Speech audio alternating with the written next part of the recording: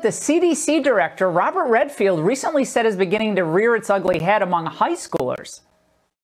But there has been another cost that we've seen, particularly in high schools. We're seeing, sadly, far greater suicides now than we are deaths from COVID. We're seeing far greater deaths from drug overdose that are above excess that we had as background than we are seeing deaths from COVID. So this is why I came coming back for the overall social being of the individuals. Joining me now is Phil Kerpen, president of the Committee to Unleash Prosperity. Phil, I mean, you feel that pain in your heart when you hear those comments. Anyone, and we've all in some way have been touched by, these horrific stories of suicide. And people don't like to talk about it because it's uncomfortable. But we have to talk about it in relation to these school closures, because it is a real problem of isolation and desperation. That's a shocking admission from Redfield. Yeah, it's pretty incredible because a lot of us predicted this might happen, and unfortunately it appears that it has happened. And of course, suicide, self-harm is the #2 cause of death among teenagers after accidents.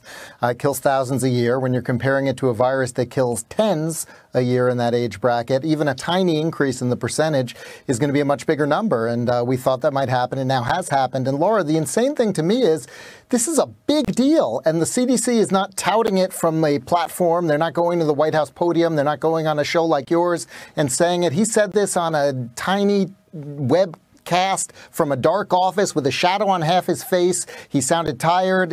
Nobody even noticed this for a week or two. Like this was just some throwaway thing. This is a big deal, and it's really devastating that we're doing this to children in this country over a virus that by and large doesn't threaten them. He said in the same interview that it's a 1 in a million risk that this virus will kill a child, that flu is 5 to 10 times more dangerous. Same interview, he said that. He's not saying these things he's not screaming them from the rafters. He's not posting them on their website. He's not saying them from the podium at the White House, but he's saying them on this web interview. Yeah. It's very strange. Okay. Yeah. Phil, thank you for saying that, because if we're going to do these coronavirus briefings every day, fine, and we get some information, but you got to look at the whole patient.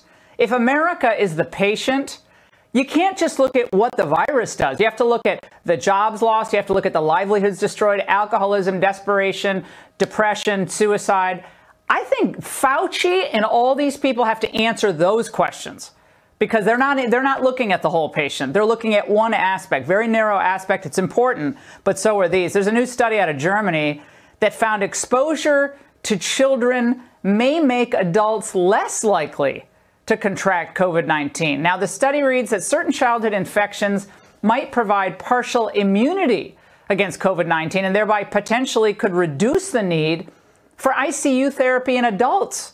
Now, the study hasn't been peer-reviewed yet, so we want to be cautious, but it certainly sounds interesting at the very least, and just as plausible as any of these other things we're hearing.